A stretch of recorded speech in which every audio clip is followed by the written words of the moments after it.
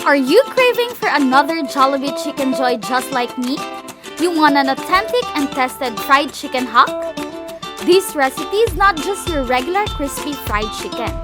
Happily, nagawa ko ng the one. So unang ganap, imamarinate muna natin for 30 minutes ang ating chicken sa salt and pepper. Make sure na mahalo o mapahid maigi sa chicken para pantay ang lasa nito.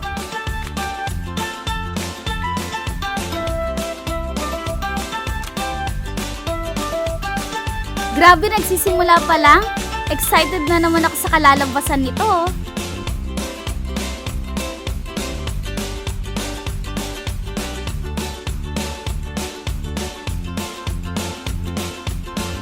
So guys, ngayon, gawin naman natin ang ating coating.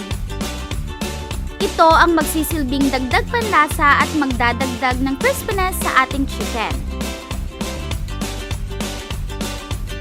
So, pagsasama-samahin lang natin ito at haluing maigi. By the way guys, yung ingredients para sa ginagawa nating pang-coat is nakalagay sa description.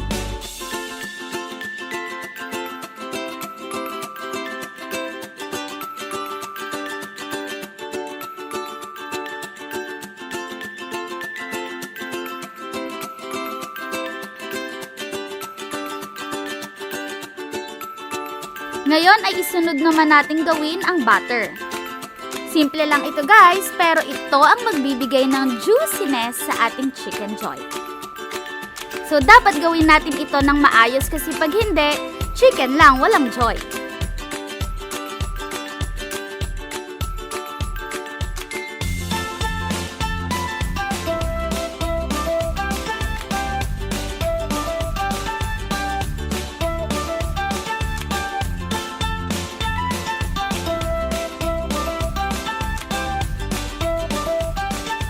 Ngayon ay i-dip na natin sa butter at coating ang ating mga chicken. I'm sure magugustuhan nyo to. Well, karamihan naman sa atin, mapa-Filipino or not, is hinahanap-hanap at nag-crave sa lasa ng Jollibee fried chicken. So make sure lang natin na ma-coat maigi para mas crispy at mas juicy ang ating Jollibee chickenjoy hack.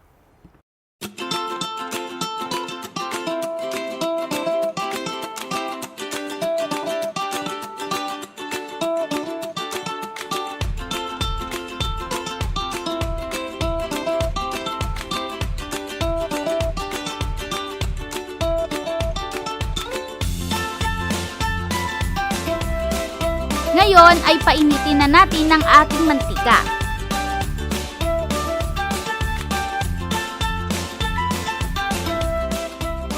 Pag nakita nyo guys na may lumalabas ng bubble sa mantika, ibig sabihin mainit na ito at pwede na gamitin. I-deep fry na natin ang ating chickenjoy.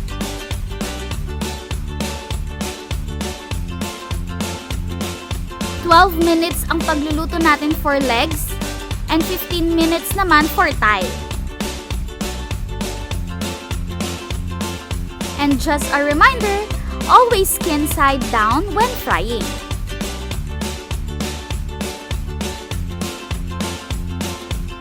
Here it is! Luto na at ready na ang ating chickenjoy. Saktong-sakto pang Noche Buena.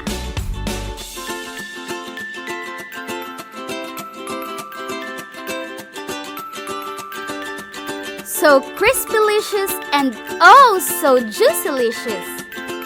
So right now, every time na mag-crave ka sa Jollibee chickenjoy, pwedeng-pwede mo na ito makain anytime. Tipid na, legit pa. Don't worry, hindi ko na ito isesecret, so pwede mo nang ishare. You're welcome!